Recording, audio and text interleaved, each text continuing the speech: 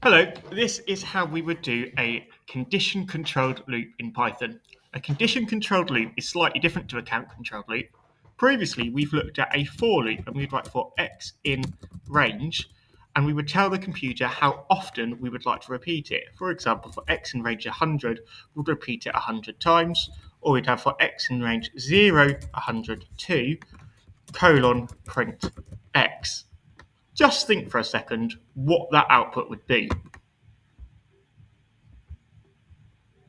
If we run our code, we will see our code produces the numbers from 0 all the way up to 98, counting up to 2s.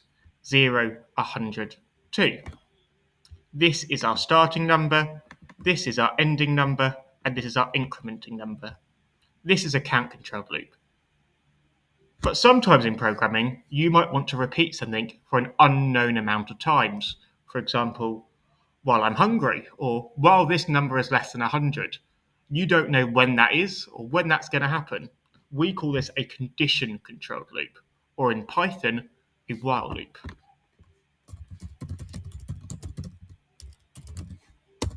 A while loop is very similar to a for loop, where we start it by saying while, and then we have to write a condition, while x is less than or equal to 100.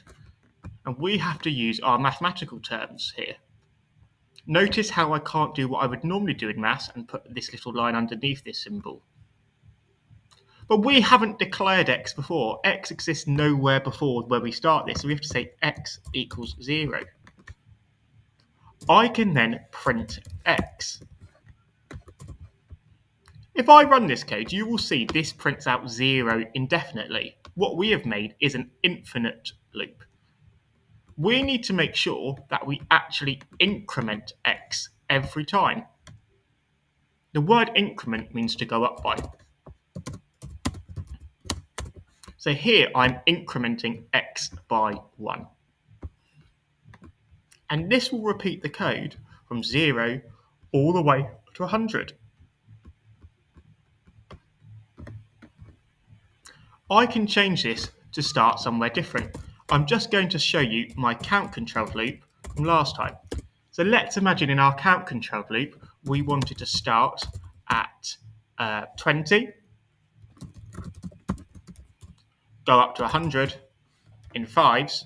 We would write that.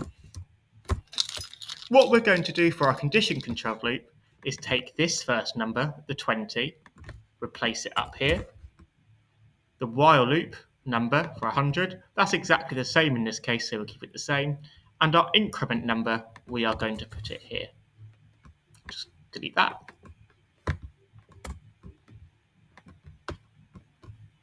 There we go. It starts at 20, goes up to 100. There's some really easy misconceptions that we can do here, or easy mistakes. Remember, a loop always has a colon at the end of it.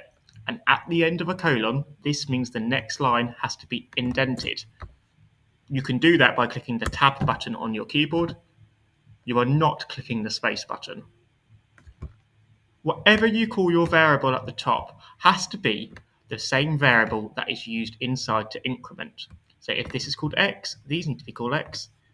If I then call this j or count, everything else needs to be changed to count.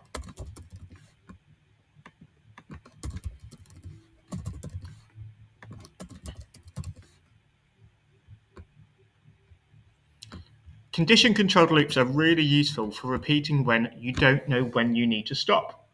It's a condition. We are asking the question, while count is less than 100.